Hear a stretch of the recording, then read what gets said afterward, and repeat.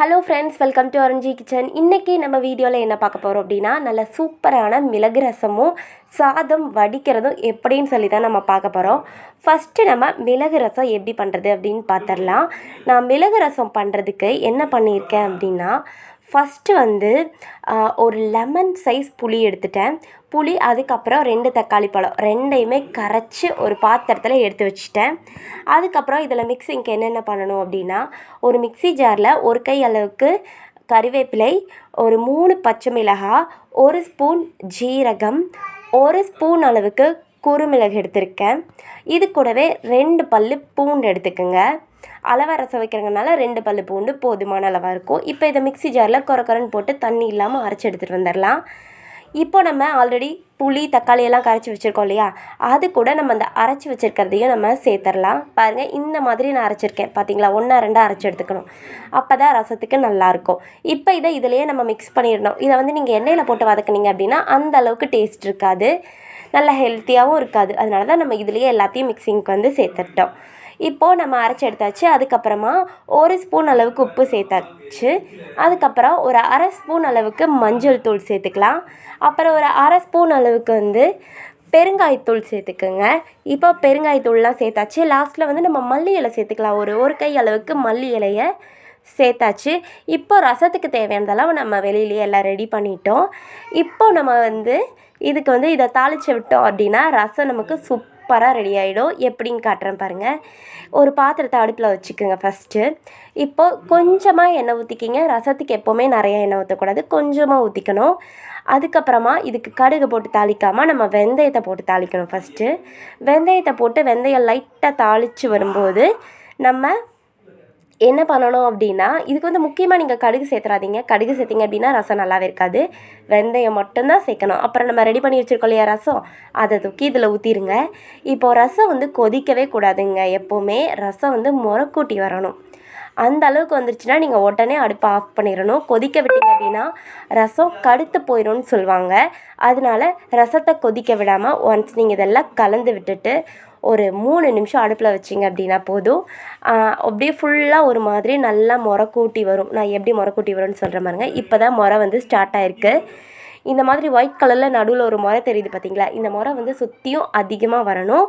கொஞ்சம் அதிகமாக அந்த முறை வந்துருச்சு அப்படின்னா நீங்கள் உடனே அடுப்பு ஆஃப் பண்ணிங்க அப்படின்னா நல்லா முறக்கூட்டி ரசம் சூப்பராக ரெடி ஆகிடும். இப்போ நான் காட்டுறேன் எந்த ஸ்டேஜில் ஆஃப் பண்ணணும்னு.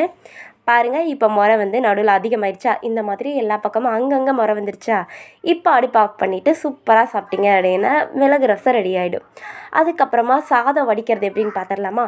ஃபஸ்ட்டு ஒரு பாத்திரத்தை எடுத்து அதை 3/4 அளவுக்கு தண்ணி ஊற்றி, தண்ணி நல்லா கொதித்து வந்ததுக்கப்புறமா நல்லா அரிசி கொதித்து வரணும். தண்ணி கொதித்து வந்ததுக்கப்புறமா அரிசி போட்டுடலாம். பாருங்கள், நான் அரிசி போட்டுட்டேன். எப்போவுமே கொதிச்சதுக்கப்புறம் தான் அரிசி போடணும். நிறையா பேர் குக்கரில் வைக்கிறனால சாதம் எப்படி வடிக்கிறதுனே தெரியல. நான் ஈஸியாக சட்டுன்னு ஒரே நிமிஷத்தில் சொல்லி முடிச்சிட்றேன்.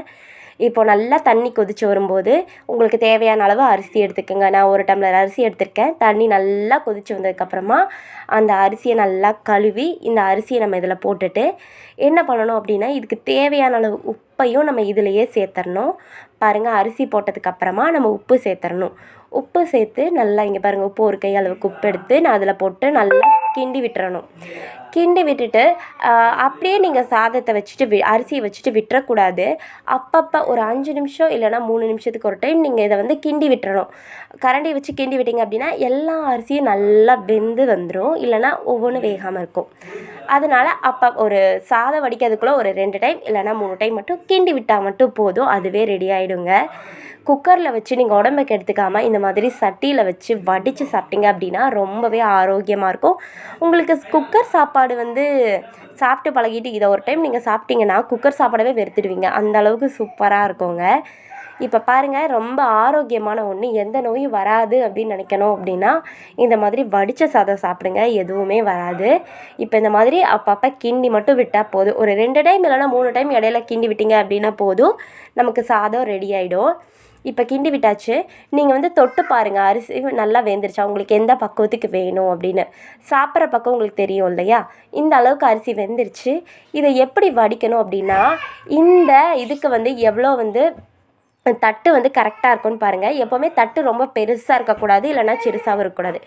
இந்த பாத்திரத்துக்கு அளவான இதுக்கு தான் தட்டு இருக்கணும். இந்த மாதிரி தட்டு அளவாக எடுத்துகிட்டு கீழே ஒரு பாத்திரத்தை வச்சுட்டு, இப்போ இதை நான் வடித்து காட்டுறேன் பாருங்கள். அந்த பாத்திரமும் இதுக்கு கரெக்டாக இருக்கணும். அந்த பாத்திரத்தில் இதை கவுத்தி வச்சுட்டு இடையில ஒரு டம்ளரை வச்சிங்க அப்படின்னா டைட்டாக பிடிச்சிக்கும். நீங்கள் பாட்டுக்கு இதை விட்டுட்டு ஒரு வேலை ஏதாவது செய்ய போயிருங்க. 2 நிமிஷத்தில் இந்த தண்ணியெல்லாம் வடிஞ்சு நமக்கு சூப்பராக சாதம் ரெடி ஆகிடுங்க. பாருங்கள், 2 நிமிஷம் கழித்து பார்த்தேன் அப்படின்னா இந்த மாதிரி சாதம் சூப்பராக ரெடி ஆயிடுச்சு. இப்போ இதில் நான் வந்து மிளகு ரசம் ஊற்றி சாப்பிட்டேன் அப்படின்னா ரொம்பவே சூப்பராக இருக்கும். நான் வந்து எப்போவுமே எங்கள் வீட்டில் இந்த மாதிரி வடித்த சாதம் மட்டும்தான் சாப்பிடுவோம். எங்கள் வீட்டில் யாருக்குமே குக்கர் சாதமே இப்போ பிடிக்காது. எல்லோரும் விரும்பி சாப்பிடுவாங்க. Thank you friends.